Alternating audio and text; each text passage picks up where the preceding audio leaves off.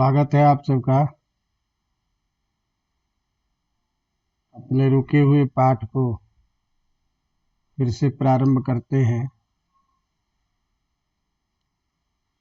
दर्शन विषय में अपनी चर्चा चल रही थी और न्याय दर्शन के कुछ विषयों को हमने देखा था।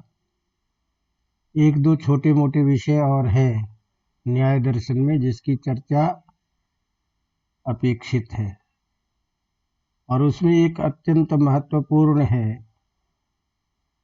ईश्वर सिद्धि।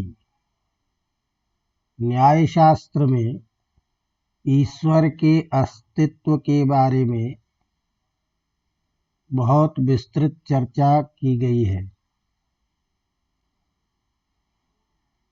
ईश्वर की सत्ता को स्वीकार करने में क्या प्रमाण है, ईश्वर के क्या गुण हैं, इन सारे विषयों में न्याय शास्त्र की दृष्टि क्या है, तो इसकी व्यापक चर्चा न्याय शास्त्र में देखी जाती है।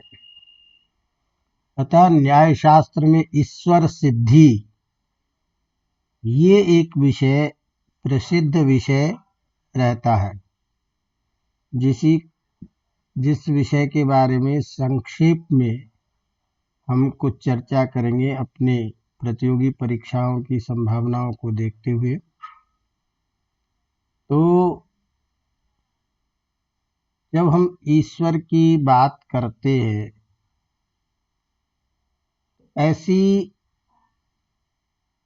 अवधारणा या ईश्वर के प्रति जो चिंतन का स्वरूप बनता है, उसके पीछे क्या मूल बातें हैं, सामान्य रूप से उसकी हम चर्चा करते हैं। तो इसमें दो तीन बातें साफ तौर पर दिख जाती है कि ये जो प्राकृतिक जितनी भी चीजें हैं, ये सभी चीजें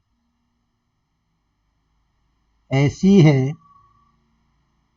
जो किसी अवयवों के समुदाय से निर्मित है, चाहे वो पर्वत हो, मिट्टी हो, अन्य कोई भी भौतिक पदार्थ जो है,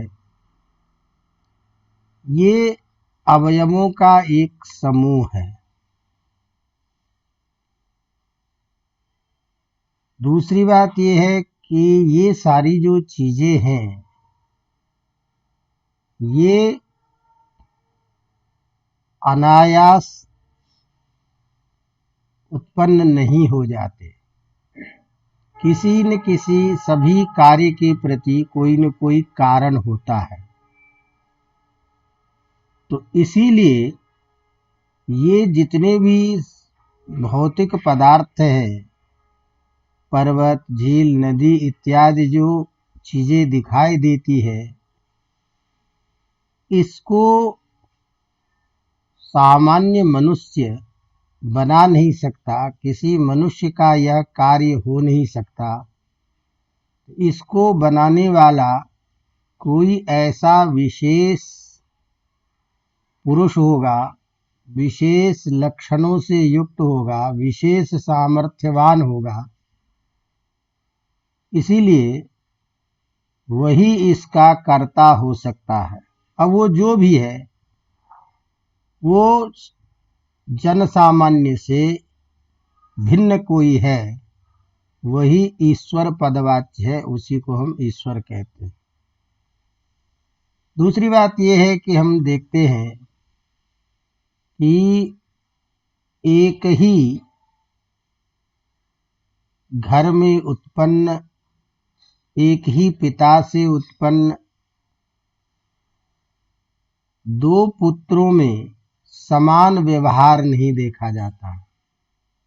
या यूं कह ले कि कोई व्यक्ति सुखी है, कोई दुखी है, कोई किसी चीज से प्रसन्न होता है, कोई किसी उसी पदार्थ से दुखी हो जाता है। तो व्यक्ति के जीवन में ये जो विभिन्नताएं देखी जाती है, इसके पीछे भी कोई न कोई कारण है, और वह जो कारण है उस कारण को हम अदृष्ट के रूप में देखते हैं कि एक संस्कार वशात है, जो कृत पूर्व कर्म का भी परिणाम होता है, जिसके चलते ये होता है। अन्यथा एक ही अध्यापक से एक ही समय में पढ़ने वाले सभी छात्र एक जैसे नहीं होते। कोई बुद्धिमान होता, कोई एक ही बार में विषय को समझ लेता है, कोई बार बार समझने पर भी नहीं समझता है। तो इस तरह से जो अलग अलग स्थितियां देखी जाती है, इसके प्रति भी कोई कारण जरूर होगा, और उस कारण के रूप में यदि देखा जाता है तो जिसे अदृष्ट हम कहते हैं कि एक अदृष्ट ऐसा है संस्कार विशेष जिसके परिणाम से उसके कर्म के आधार पर उसमें स्वभाव भिन्न भिन्न देखे जाते हैं।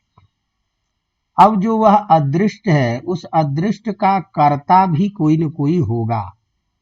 तो इस तरह से वह जो अदृष्ट का कर्ता होगा वही एक ईश्वर है। इस तरह से ईश्वर की सत्ता के विषय में प्रत्यक्ष तो नहीं देखा जा सकता, प्रत्यक्ष प्रमाण के द्वारा नहीं किया जा सकता, उसका ये सिद्धि नहीं की जा सकती, लेकिन अनुमान प्रमाण के द्वारा उनके गुणों को देख करके या उनके गुण कार्य के आधार पर ईश्वर का अनुमान किया जाता है। अतः संक्षेप में यदि ये कहें तो अनुमान प्रमाण के द्वारा ईश्वर की सिद्धि मानी जाती है। तो न्याय शास्त्र में ईश्वर की अस्तित्व सत्ता को स्वीकार किया जाता है, ये एक अलग पक्ष है। और उस ईश्वर की सत्ता को स्वीकार करने के पीछे प्रमाण क्या है? अनुमान प्रमाण है। और उस अनुमान प्रमाण को प्रमाणित कैसे करें, अनुमान प्रमाण का आधार क्या है? तो वो कुछ कार्य हैं।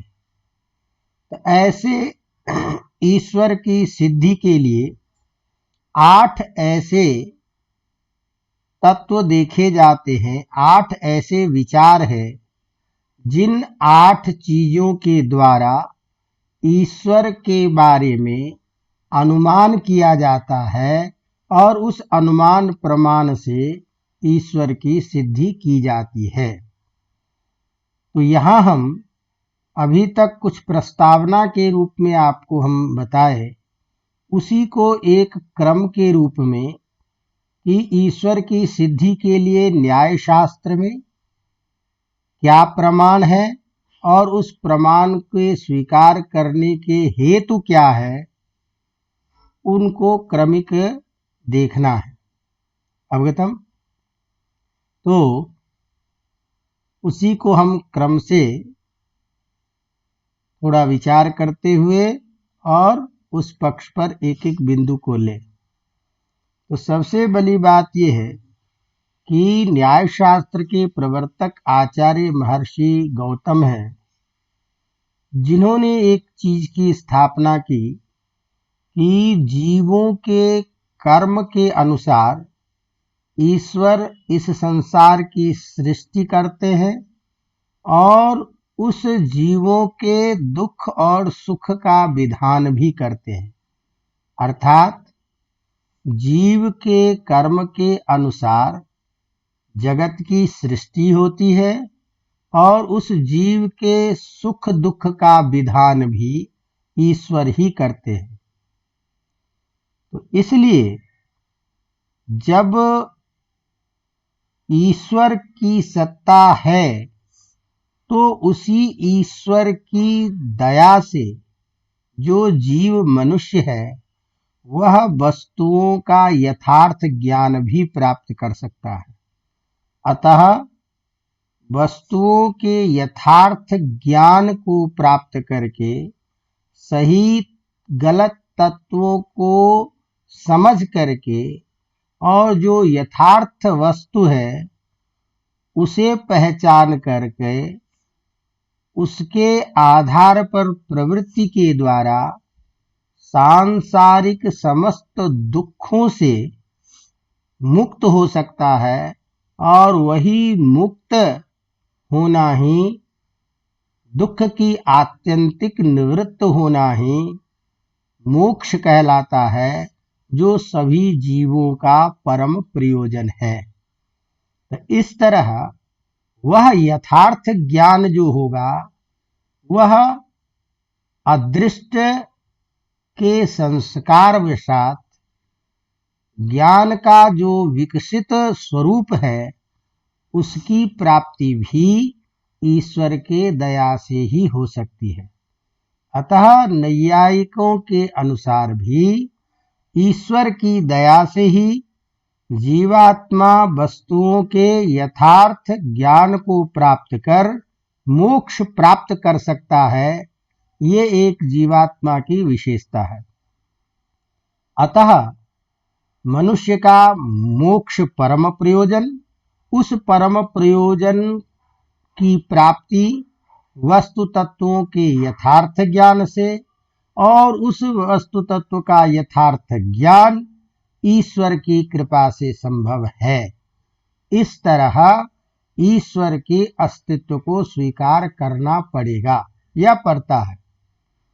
अब ये ईश्वर है कैसा, जिसको हम हिंदी में संक्षेप में कहें तो न्याय दर्शन के अनुसार यह जो ईश्वर है यह इस जगत का आदि सृष्टा कहा जाता है, आदि पालक भी यही कहे जाते हैं और इसके संहारक भी यही है। अर्थात सृष्टि, स्थिति और लय, इन तीनों का जो मूल कारण है और वह कारण भी निमित्त कारण है, जो इसको करता है वह ईश्वर है। न्याय शास्त्र में जो ईश्वर की अवधारणा है वहाँ एक विशेष चिंतन है कि न्याय का जो ईश्वर है वह ईश्वर शून्य से संसार की सृष्टि नहीं करता, अपितु नित्य जो परमाणु तत्व है उस परमाणु तत्व से उसकी सृष्टि करता है। तो न्याय शास्त्र में परमाणु जो नित्य है उस नित्य तत्व से ईश्वर के द्वारा सृष्टि का विधान होता है। तो नित्य परमाणु क्या चीज है न्याय शास्त्र के अनुसार? तो जैसे दिक् है, दिशा, काल, आकाश और मन, ये चार नित्य परमाणु हैं। इस परमाणु से ईश्वर जगत की सृष्टि करता है। दूसरी बात हमने आपको कही कि कारण अलग अलग होते हैं। वेदांत दर्शन के आधार पर जो ब्रह्म या ईश्वर है वह निमित्त और उपादान दोनों कारण माने जाते हैं। निमित्त कारण अर्थात जो उस कार्य को उत्पन्न करता है, उपादान कारण जिससे वो चीजें बनती हैं। जैसे उदाहरण से समझिए, मटका बनता है तो मटका मिट्टी से बनाते हैं, तो मटके के प्रति मिट्टी जो है ये उपादान कारण है। मिट्टी का ही अपना दूसरा रूप घड़े के एक आकृति विशेष में बन गया, तो आकृति विशेष जो है उसका नाम हो गया घड़ा। लेकिन घड़ा है क्या चीज? मिट्टी का ही रूप है, मिट्टी ही है। तो मिट्टी का ही जो एक चाक पे बनाई हुई आकृति विशेष जो है वह एक कार्य है घट, और उस घट के प्रति वह जो मिट्टी है वह है उपादान कारण, अर्थात उस मिट्टी से चीजें बनी है। लेकिन उस मिट्टी से घड़ा किसने बनाया? कुंभकार ने। तो कुंभकार जो है उस घट के प्रति निमित्त कारण होगा। तो जो कार्य को करता है वो निमित्त कारण होता है, जिससे कार्य होता है उस कार्य के प्रति उपादान कारण का। तो वेदांत का जो ब्रह्म है वह स्वयं जगत के रूप में अपने को प्रतिभाषित करता है, विवर्त रूप में करता है। तो संसार भी वही ब्रह्म का रूप है और उसको बनाने वाला भी वही ब्रह्म है। तो निमित्त और उपादान दोनों कारण है। लेकिन न्याय शास्त्र के अनुसार जो ईश्वर है वह उपादान कारण नहीं है, वह केवल निमित्त कारण है। और वह निमित्त कारण ईश्वर परमाणु तत्व से, जो नित्य तत्व है, उससे सृष्टि करता है। इसीलिए न्याय शास्त्र का ईश्वर संसार का केवल निमित्त कारण माना जाता है, उपादान कारण नहीं। यह ईश्वर संसार का पोषक है और संहारक भी माना जाता है। ईश्वर एक है, अनंत है और नित्य है। इस ईश्वर को यह जो दिक्, काल, मन, आत्मा, इसके द्वारा भी हम सीमित नहीं कर सकते। इसीलिए इस नित्य द्रव्य के साथ ईश्वर का वही संबंध है जो शरीर के साथ आत्मा का संबंध है। शरीर के साथ आत्मा का जो संबंध है, अब कोई पूछे कि शरीर में आत्मा कहाँ है, ये बताओ, कहाँ, हृदय में है कि पैर में है कि हाथ में है, कहाँ पर में आत्मा है? तो आत्म तत्व पदार्थ एक ऐसा है जो समस्त शरीर में व्याप्त रहता हुआ चेतना युक्त शरीर को जो बना रहा है, वही चेतन पदार्थ विशेष शरीर से पृथक आत्म तत्व कहा जाता है। लेकिन वो शरीर में इस प्रकार मिला हुआ होता है, उसको कहा नहीं जा सकता कि वो कहाँ पर में है। प्राणवायु के लिए कह सकते हैं कि हृदय प्राण, हृदय में प्राणवायु रहता है, लेकिन प्राणवायु अलग चीज है, आत्मा अलग चीज है। अब आपको कोई पूछे कि दूध में घी कहाँ है, ये बताओ, और दूध में घी है, ये सभी जानते हैं। तो दूध में मिला हुआ एक विलक्षण पदार्थ घी है, लेकिन वो घी दूध में इस प्रकार मिला हुआ है कि उसको हम अलग नहीं कर सकते दूध के रहते। जब दूध खत्म हो जाएगा या दूध का स्वरूप हम बदल देते हैं, तो जाकर के उसका जो परिणाम के रूप में निकलता है वह है। इसी तरह शरीर में व्याप्त रहता हुआ भी, शरीर को चेतना युक्त करता हुआ भी, शरीर से अलग एक चेतन पदार्थ है, दिव्य पदार्थ है, जिसको हम आत्मा के नाम से, जीवात्मा के नाम से, या ईश्वर का द्वितीय जीवात्म रूप के रूप में हम उसको मानते हैं। अतः यह ईश्वर जो है, न्याय के अनुसार प्रति शरीरम प्रति जीवम, प्रत्येक जीव में वह ईश्वर रहता है और प्रत्येक व्यक्ति का अपना अलग अलग अनुभव है। इसीलिए प्रत्येक शरीर में रहने वाला आत्मा अलग अलग है। इसीलिए वह एक होता हुआ भी अनंत है। तो प्रति शरीरम परमात्मा एकैव सएव परमात्मा जीवात्म भेदेन प्रति शरीरम भिन्नः। जीवात्म के भेद से प्रत्येक शरीर में अलग अलग होता है। अवगतम? इस तरह से वह जो ईश्वर है सर्वशक्तिमान और सर्वज्ञ है, उसका ज्ञान नित्य है और ईश्वर नित्य ज्ञान का आश्रय है। तो इसलिए नित्य ज्ञान का आश्रय वह आत्म तत्व ईश्वर परमात्म रूप कहा जाता है।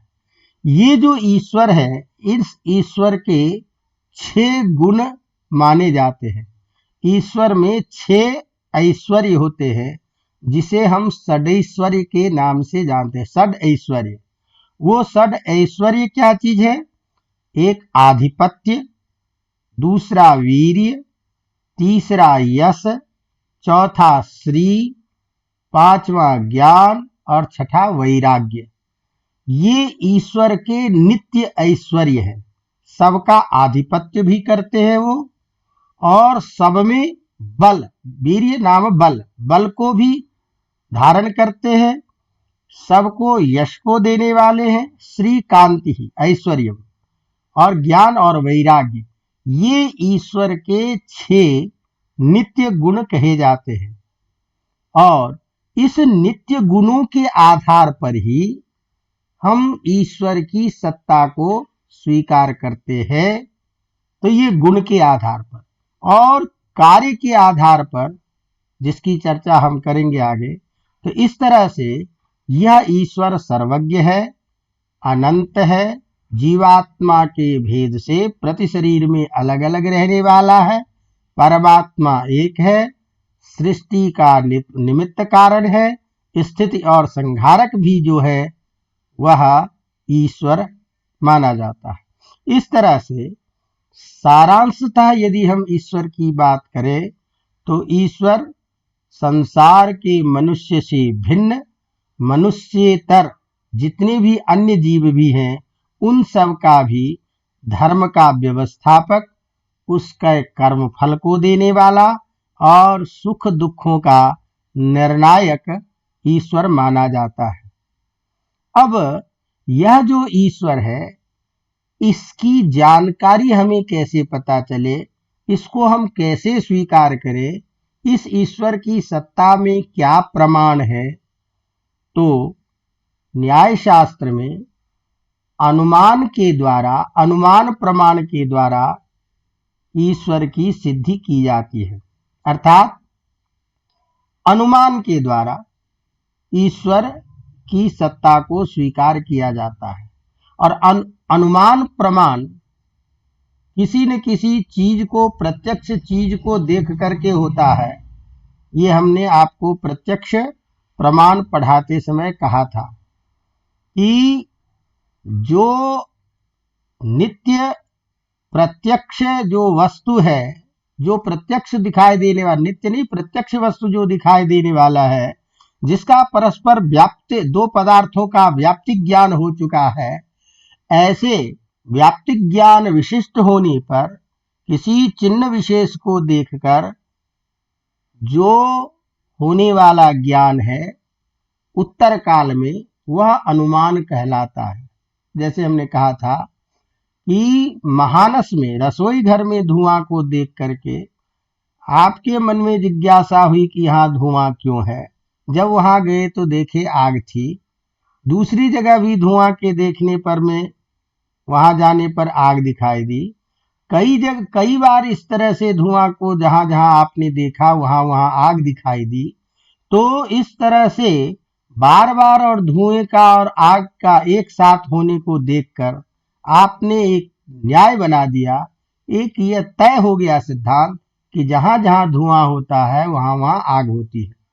तो यत्र यत्र धूमः तत्र तत्र बह्नि, ये व्याप्तिक ज्ञान जो है कि धुआं और बन्नी का एक साथ सहचार दर्शन, यह व्याप्तिक ज्ञान जब व्यक्ति के पास में है, ऐसा आदमी जब इस ज्ञान को लेकर के चल रहा है और रास्ते में पर्वत पर कहीं उसे धुआं दिखाई दिया, तो धुआं दिखाई देते ही उसको पूर्व में जो ज्ञान था, सहचार ज्ञान, व्याप्त विशिष्ट ज्ञान, वह उसको स्मरण होता है उस व्याप्त विशिष्ट ज्ञान से कि जहां जहां धुआं होता है वहां वहां आग होती है। जैसे महानस में धुआं था वहां भी आग थी, तो यहाँ पर्वत पर में भी धुआं है, इसका मतलब पर्वत पर भी आग है। तो ये पर्वत आग वाला है, ये हम अनुमान करते हैं। तो अनुमान जो होता है उसमें प्रत्यक्ष वस्तुओं की कार्य को देख करके हम उसके कारण का अनुमान करते हैं। अलग अलग बात होती है। और ये भूत, जैसे मान लीजिए कि वर्षा अचानक, घर में आप सोए हुए हो, बिजली कड़की, तो बिजली कड़की न, तो पहले आपने बिजली कड़के, लेकिन पहले कई बार बिजली कड़कने पर बारिश होने का ज्ञान आपको था, इसीलिए आपके सोते हुए समय में रात को बिजली कड़कने की आवाज आपने सुनाई दी, तो आप कहते हैं कि बारिश होगी। तो आगे उत्तर काल में बारिश होने का जो ज्ञान हो रहा है, यह अनुमान प्रमाण के द्वारा होता है। तो इसी तरह से ईश्वर की भी सत्ता को स्वीकार करने के लिए कुछ ऐसे कारण हैं, कुछ ऐसे हेतु हैं, कुछ ऐसे कार्य हैं जिसको देख करके ये अनुमान किया जाता है कि इसको बनाने वाला, इसको करने वाला जन सामान्य मनुष्य हो नहीं सकता। इसीलिए इसका मनुष्यतर कोई ऐसा श्रेष्ठ पुरुष होगा, वही इस कार्य को करने वाला हो सकता है, और वो जो होगा वही ईश्वर है। इस तरह से न्याय शास्त्र में अनुमान प्रमाण के द्वारा ईश्वर की सिद्धि की जाती है, और वह ईश्वर की सिद्धि करने के लिए 8 हेतु दिए गए हैं। और इस 8 हेतु को जब हम आगे के ग्रंथ पढ़ते हैं तो उसमें कारिका के रूप में 8 हेतु को गिना दिया जाता है। तो वो कारिका अलग चीज है, कार्य योजन धृत्यादेह। तो ये सारी जो चीजें हैं, तो हिंदी में इसको यूं हम अलग अलग कहें कि क्या हेतु है। तो हेतु कहते हैं जिसके कार्य, जिस कार्य के कारण, जिसके चलते किसी चीज को सिद्ध किया जाए, वो हेतु है। जैसे धुआं को देख करके आपने आग का ज्ञान किया, तो धुआं जो है आग के ज्ञान में हेतु कहलाता है, कारण। तो पहली बात यह है कि ये संसार जो है ये एक कार्य है। संसार की जितनी भी चीजें हैं ये बनाई गई है, एक कार्य है। और एक सिद्धांत है कि यद यद कार्यम भवति तत्तद अनित्यम तस्य कश्चन कर्ता। जो जो कार्य होता है वो कार्य अनित्य होता है, और उस कार्य को करने वाला कोई न कोई होगा। तो यह संसार भी एक कार्य है। संसार, इसको ध्यान रखिएगा, संसार भी एक कार्य है। और इस कार्य के होने के कारण, संसार कार्य है, तो संसार के कार्य होने के कारण संसार अनित्य है, ये नष्ट होगा, और इसका कोई न कोई कर्ता होगा। जैसे घड़ा जो है एक कार्य है, और वह घड़ा अनित्य है, हमेशा घड़ा रहेगा नहीं, फूटेगा। और उस अनित्य कार्य जो है उसका करने वाला कौन है? कुंभकार है। तो जो जो कार्य होगा उसकी 2 चीजें तय होती है, यद यद कार्यम तत्तद अनित्यम। जो जो कार्य होगा वो अनित्य है, एक बात। दूसरी बात, जो जो कार्य होगा उसको करने वाला कोई न कोई होगा, बिना किसी के किए कार्य हो नहीं सकता। तो इसीलिए यह जो संसार रूपी कार्य है इसको भी करने वाला कोई न कोई है। और यह संसार, ये सारी जो चीजें हैं, किसी सामान्य व्यक्ति के द्वारा बनाया नहीं जा सकता। अवगतम? अब ये इसी को कहते हैं। तो संसार एक कार्य है, और जो कार्य होता है उसका कोई न कोई कर्ता होता है। जैसे घट एक कार्य है, उसका कर्ता कुम्भकार होता है। इसी प्रकार ये क्षिति पृथ्वी है, पर्वत है, नदी है, इस सब को, मनुष्य है, इन सब को भी बनाने वाला कोई न कोई है, और वो जो है वो करता है। तो कार्य हेतु हो गया, एक हेतु हो गया ईश्वर की सिद्धि में। अब यह जो संसार एक कार्य है, क्यों कार्य है? क्योंकि कार्य सावयव होता है, कार्य द्वैनुक होता है। तो यह जितने भी पर्वत, झील आदि है, ये क्या है? यह अवयव का समुदाय है। तो यद अवयव का समुदाय जो होगा वो कार्य होगा, और जत कार्यम तद अनित्यम और तस्य कश्चन कर्ता। तो यह संसार एक कार्य है। इस बात को किस बात के द्वारा हम सिद्ध करेंगे? क्योंकि ये सावयव है, तो अवयव युक्त जो होगा वो कार्य होगा। और ये सारी झील, पर्वत, पृथ्वी आदि क्या है? अवयव से युक्त है, अवयव समुदाय है। तो अवयव समुदाय होने के कारण यह कार्य है, और कार्य होने के कारण इसका कोई न कोई कर्ता होगा। अवगतम? इसी तरह से यह जो है, जब यह अवयव है तो अवयव का संयोग है, तो ये हमेशा द्वैनुक होता है। माने दो अणुओं का जब संयोग होगा, क्योंकि परमाणु नित्य है, तो परमाणु से जगत की सृष्टि नहीं होगी। परमाणु के द्वारा ईश्वर जगत की सृष्टि करता है, अलग चीज है, लेकिन परमाणु से ईश्वर, परमाणु सृष्टि के रूप में नहीं है। वह परमाणु जब द्वनुक में आता है, दो चीजों के संयुक्त होने करके, अब मैंने सावयव जब बनता है तभी को कार्य के रूप में आता है। अतः यह जितने भी क्षिति जल इत्यादि है सारे सावयव है, और सावयव होने के कारण कार्य है, और कार्य होने के कारण इसका कोई न कोई करता है, और जो करता है वह क्या है? ईश्वर है। तो पहला हेतु दिया कार्य, कार्यात ईश्वरः अस्ति, सिद्ध्यति, ईश्वर की सिद्धि होती है। दूसरा हमने अभी जो आपको बताया कि जो दो परमाणु का संयोग जब होगा तभी वो द्वनुक रूप में आएगा, और वो द्वनुक होकर के ही सृष्टि के रूप में आएगा। तो अब इसका मतलब जो परमाणु था उसको कोई न कोई द्वनुक के रूप में बदलेगा तभी वो सृष्टि होगा। तो उस परमाणु को अलग अलग जोड़ने वाला जो है उसी को कहते हैं आयोजन करने वाला, माने दो चीज को जोड़ने वाला। तो आयोजनात्, यह जो सृष्टि है ये आयोजन है, दो परमाणुओं में द्वैनुक का आयोजन है, इसका आयोजन करने वाला कोई न कोई है, और वो जो होगा वही ईश्वर है। तो दूसरा हेतु दिया आयोजनात्, पहला हेतु दिया कार्यात, कार्य होने के कारण।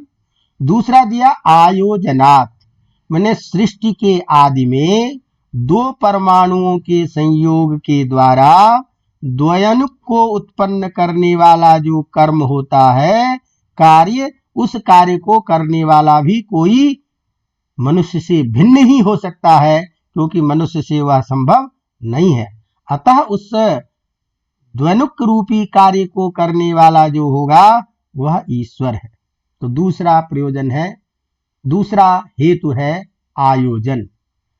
तीसरा हेतु है धृति, धृति माने धारण करने की क्षमता। तो इस सारी चीजों को जो धारण कर, कोई पूछे कि भाई ये चंद्रमा है, तारा है, सूर्य है, ऊपर में है, ऊपर में है तो गिरता क्यों नहीं है? इसलिए नहीं गिरता है कि इसको परस्पर धारण करने की जो शक्ति है ये किसी और के पास में है, इसको भी धारण करने वाला कोई है। तो धृति कहते हैं धारण को। तो ईश्वर साधक के रूप में तीसरा हेतु माना जाता है धृति। धृति का अर्थ है धारण।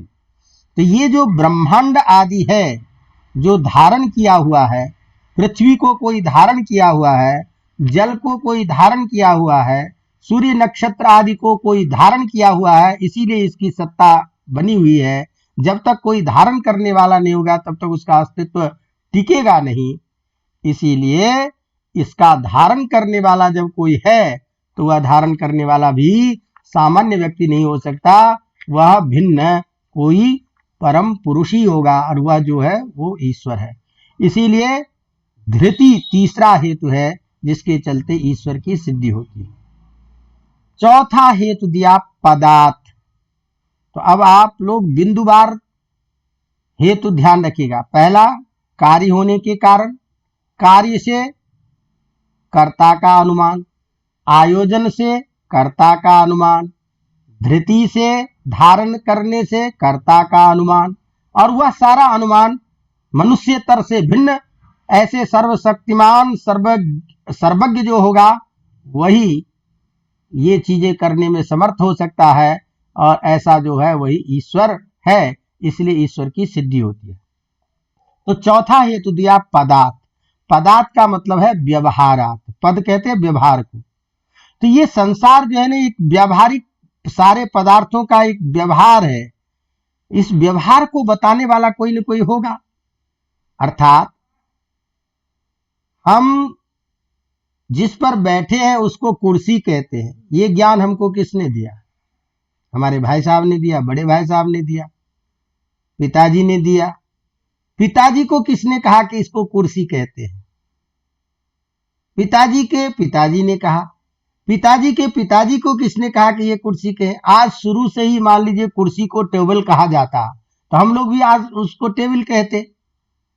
इसका मतलब यह किस वस्तु को किस रूप में व्यवहार किया जाएगा, इसका आदि व्यवहार करता भी कोई न कोई होगा जो हमें ये बताता है इसको इस रूप में कहे।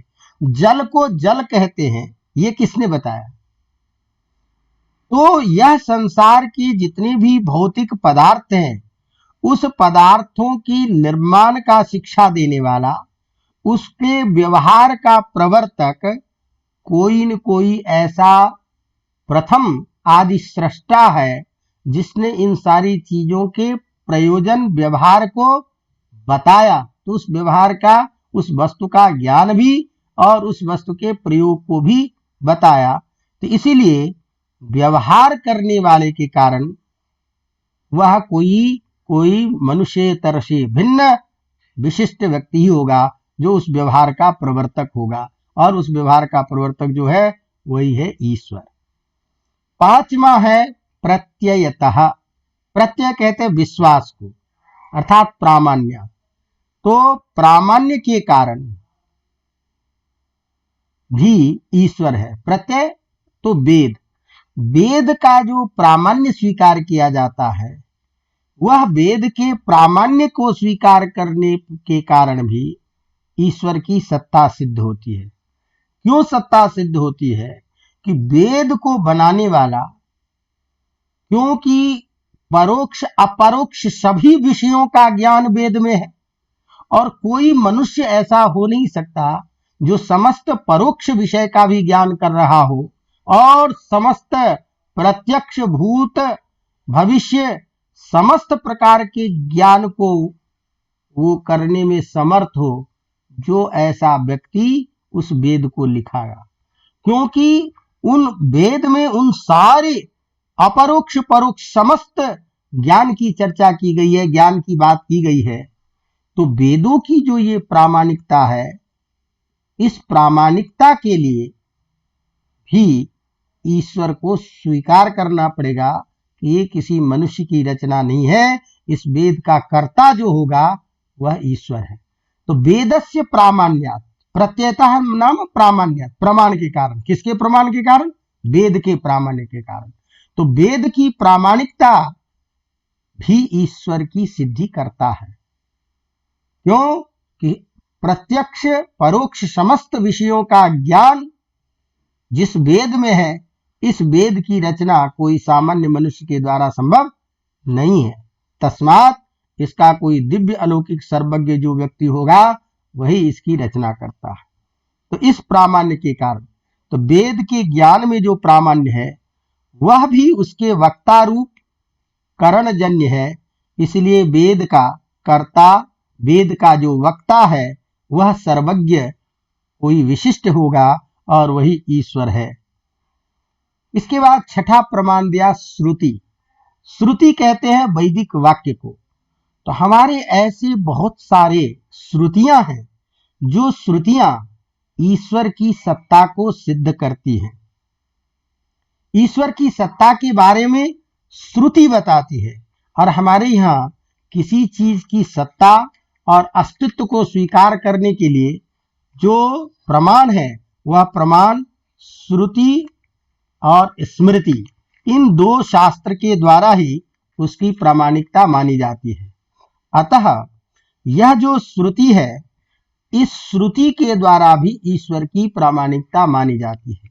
जैसे बृहदारण्यकोपनिषद इत्यादि में श्रुति कहती है, सबा एव परमात्मा महान अजः आत्मा योयम विज्ञानमयः प्राणेषु यो एषो अंतर्हृदय आकाशः तस्मिन् सेत इत्यादि। अर्थात वह एक ईश्वर परमात्मा है जिसने इस संसार को बनाया, जिसने संसार को धारण किया हुआ है, जो सभी मनुष्यों के अंतःहृदय में रहता है।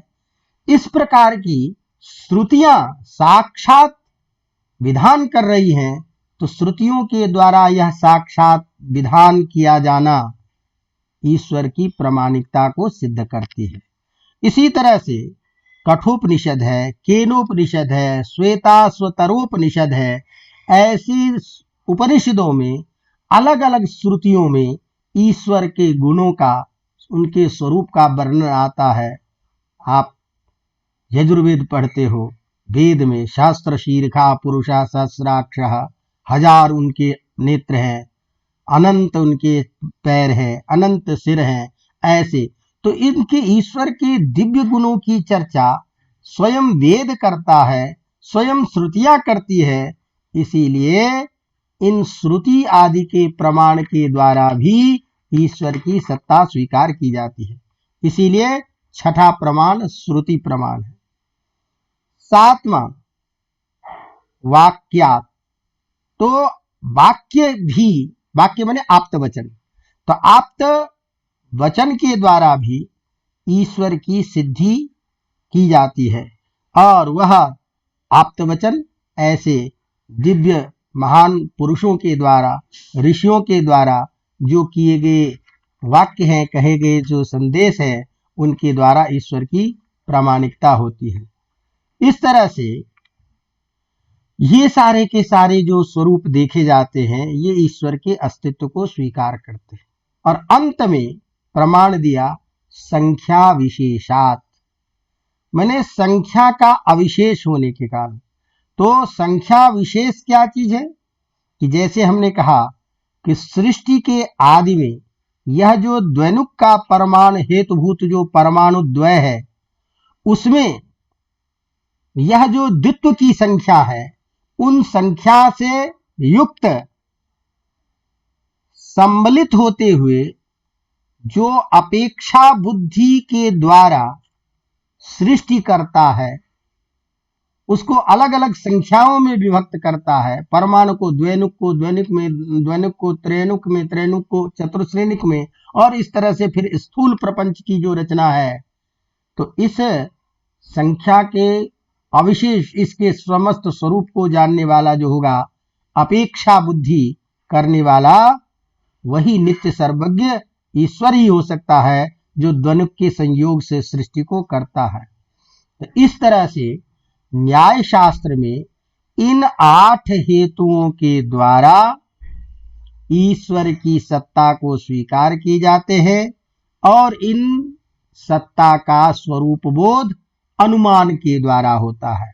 क्यों कि ये जो कार्य देखे जाते हैं, ये कार्य है, इसका मतलब इसका करने वाला कोई न कोई ईश्वर है।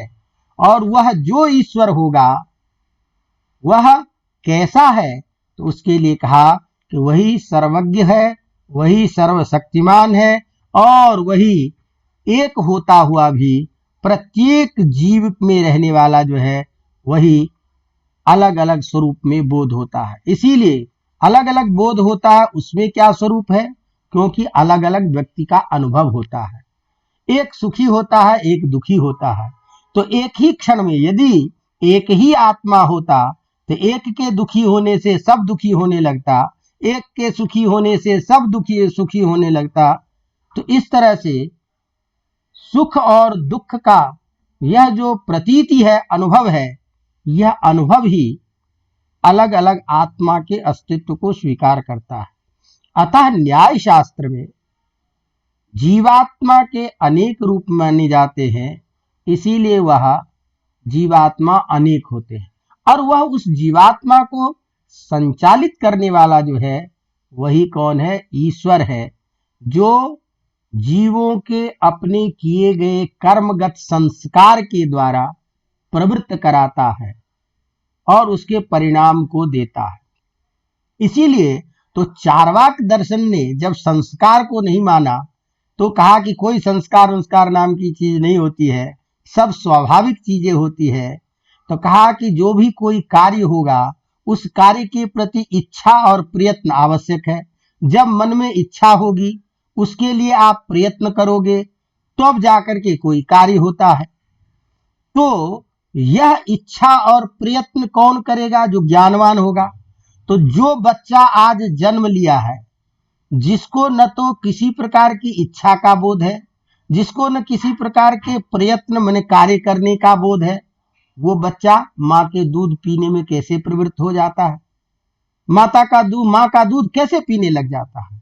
तो इसका मतलब क्या है कि बच्चे आदि की उस माँ के दूध की पीने की प्रवृत्ति को देख करके ये माना जा सकता है या मानना पड़ेगा कि तद्गत जो जन्मांतर में उद्बुद्ध संस्कार है, उस संस्कार के उद्बुद्ध हो जाने से वह संस्कार माता को दूध पिलाने, माँ के दूध को पीने में प्रवृत्त कर देता है। अतः संस्कार है, और वही संस्कार भिन्न भिन्न जन्म जन्मांतरों का कर्म के विपाक से जब पुष्ट होता है, तो जब कर्म विपाक फल होता है तो उसका परिणाम अभी हमको प्राप्त होता है। और हम अभी जो कार्य कर रहे हैं, इस कार्य का जो गुण दोष है, इसके आधार पर जो परिणाम होगा वह कालांतर में होता है। इसीलिए मनुष्य का यह परम प्रयोजन हो जाता है कि हमारा जो यह शरीर हमको है, इससे ऐसा कार्य होना चाहिए जिस कार्य के कारण हमारी आगे की जो प्रवृत्ति है, जो नित्य सापेक्ष चिंतन है, जो परम सत्य है, उसके तरफ, और जो जीवन का परम प्रयोजन है मोक्ष, उसकी प्रवृत्ति, उधर हमारी प्रवृत्ति हो, वो चीज हमें प्राप्त हो। तो इसलिए उस संस्कार का द्योतक भी करने वाला जो है वह कोई न कोई सर्वज्ञ है, जो सभी जीवों को तत्त कर्मों के आधार पर उसके परिणाम को देता है, सुख दुख का भी निर्धारण करता है। इसीलिए वह जो ईश्वर विशेष है, वही सर्वज्ञ, सर्वशक्तिमान, सृष्टि का आदिकर्ता, संघर्ता और पालक माना जाता है। इस तरह से न्याय शास्त्र के सिद्धांत में ईश्वर की सत्ता को स्वीकार किया जाता है। अवगतम? तो संक्षेप में ये तय हुआ कि न्यायिक शास्त्र में ईश्वर की सत्ता को मानते हैं, और उस ईश्वर की सत्ता को प्रमाणित करने के लिए अनुमान प्रमाण किया जाता है। अनुमान प्रमाण विभिन्न कार्य को देख करके किया जाता है, जो हेतु कहलाते हैं। ऐसे ईश्वर की सिद्धि में 8 हेतु माने गए हैं, जो कार्य और आयोजन, धृति, श्रुति इत्यादि हमने आपको की। इस तरह से ये ईश्वर सिद्धि की सामान्य चर्चा हमने की। इसी के साथ में एक दूसरा प्रसंग है छोटा सा, जिसको संक्षेप में कह करके संपन्न करें कि दूसरा जो परीक्षा के लिए प्रश्न होता है कि मोक्ष क्या चीज है। तो मोक्ष, न्याय शास्त्र के अनुसार मोक्ष किसको कहते हैं? तो अलग अलग आचार्यों ने अलग अलग बातें की है, लेकिन न्याय शास्त्र के अनुसार जो दुख की आत्यंतिक निवृत्ति है, आत्यंतिक निवृत्ति अर्थात बिल्कुल दुख समाप्त हो जाए, कभी आए ही नहीं, तो जीव को दुख से आत्यंतिक निवृत्ति हो जाना ही मोक्ष है। अर्थात दुख की पूर्ण निरोध अवस्था, दुख जिसके बाद आ नहीं सके, इस तरह से। अब ये होगा कैसे? दुख की आत्यंतिक निवृत्ति कब होगी? तो आत्यंतिक निवृत्ति तब तक नहीं हो सकती जब तक व्यक्ति इस इंद्रिय कर्मजन्य इन समस्त बंधनों से छूट नहीं जाता। अब ये कैसे छूटे? इसके लिए क्या उचित है, अनुचित है, क्या सही है, क्या गलत है, इसका ज्ञान चाहिए। ये ज्ञान कैसे होगा? शास्त्रों के अभ्यास से, आप्त पुरुषों के वचन के द्वारा। तो आप्त पुरुषों के द्वारा, शास्त्र के बताए गए रास्ते के द्वारा, उन चीजों के विषय में चिंतन, मनन, कर्म आदि के द्वारा सांसारिक विषयों से अपने को विमुक्त करते हुए इसके सुख और दुख से बिल्कुल जो मुक्त हो जाता है, इस तरह से दुख की आत्यंतिक निवृत्त होना ही मोक्ष है। उदाहरण के तौर पर, सामान्य रूप से हमें तबीयत खराब है, बुखार है। अब बुखार है, बुखार की दवाई ले ली, बुखार छूट गई। लेकिन बुखार छूट गया तो हम अपने आप को कहते हैं स्वस्थ हो गए। अब ये स्वस्थ हो गए तो तुम स्वस्थ रहोगे इसकी कोई गारंटी नहीं है। कल उस दवा का प्रभाव कम हो जाए या कोई अन्य ऐसे है तो उसकी पुनः संभावना होती है। अतः या नींद में, गाढ़ी नींद में आप सोए हुए हो और उस गाढ़ी नींद में आपको कोई ऐसा स्वप्न दिखाई देता है, बहुत आनंद की चीजें हैं, जैसे वो आनंद की चीजें एक क्षणिक उसी समय के लिए है, फिर वो आनंद नहीं रहता, या सुख दुख जो है वह नित्य पदार्थ में नहीं हो सकता। इस तरह से ऐसी जो कर्म वासना जन्य यह जो सुख दुख है ये सब क्षणिक है और इसके खत्म होने, पुनः होने की संभावना जब तक रहेगी, कर्म बंधन में जब तक हम रहेंगे तब तक मुक्त हो नहीं सकता। अतः ये तो हमने आपको प्रस्तावना के रूप में कही। परीक्षा की दृष्टि से सीधी सीधी बात यह आई कि नैयायिकों के अनुसार मोक्ष का मतलब है दुख का पूर्ण निरोध हो जाना, दुख की आत्यंतिक निवृत्ति हो जाना ही मोक्ष है, जिसे हम अपवर्ग कहते हैं। अर्थात इस शरीर और इंद्रियों के बंधन से आत्मा का मुक्त हो जाना, माने शरीर और इंद्रिय जन्य जितने भी दुख सुख हैं, इसीलिए इस दुख से जब आत्मा अपने को अलग कर लेता है तो दुख और सुख का कोई भान नहीं रहता है। तो वह जो एक चरमावस्था है जिस पर भगवान गीता में कहते आगमापायनो नित्याः अनित्याः तां तितिक्षस्व भारत, ये सर्दी गर्मी इस सब से होने वाला जो सुख दुख है ये क्षणिक है। सांसारिक चीजों से कोई चीज आपको अनुकूल हो गया तो बहुत आनंद हो गया और वो प्रतिकूल हो गया तो दुखी हो गए। तो आपके दुख सुख का कारण कौन है? आपके मन की अनुकूलता। और आपका मन का जो अनुकूल है वो दूसरे के मन के अनुकूल होगा ये कोई जरूरी नहीं है। तो आपके लिए जो सुख है वो दूसरे के लिए दुख भी हो सकता है, दूसरे का जो दुख है वो उसके लिए आपके लिए सुख है। तो ये जो सांसारिक विषयों से जो प्राप्त होने वाली जो चीजें हैं ये कभी क्षणिक वो स्थायी नहीं रहता। इसीलिए कहते हैं कि इस क्षणिक दुख सुख से अपने को धैर्य के साथ में मूल जो लक्ष्य है उस लक्ष्य के तरफ प्रवृत्त होना चाहिए। इसीलिए यह शरीर और इंद्रिय को जितना तपाया जाता है उतने ही निरुद्ध भाव से वह उस विषयों के प्रति जाने से रुकता है। अतः जब तक इंद्रिय और शरीर का आत्मा के साथ संबंध बना हुआ है तब तक आत्मा को सुख दुख का अनुभव होता रहेगा।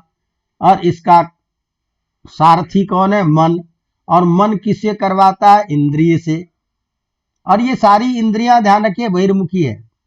विधाता ने सारी इंद्रियां बाहर की तरफ कर दी। आंख बाहर की तरफ कर दी तो दूसरे की चीज देखने में अच्छी लगती है, कान बाहर की तरफ है, संसार की बात सुनने में अच्छी लगती है, हाथ बाहर की चीज है, बाहर के कार्य। तो जब व्यक्ति को अपना दर्शन करना होगा तो क्या करना पड़ेगा? अब आंख जो है बाहर की तरफ है, ऐसा तो नहीं है कि आंख उल्टी तरफ हो जो खुद को देखे। और खुद को देखने के लिए क्या करना पड़ता है? शीशा देखना पड़ता है।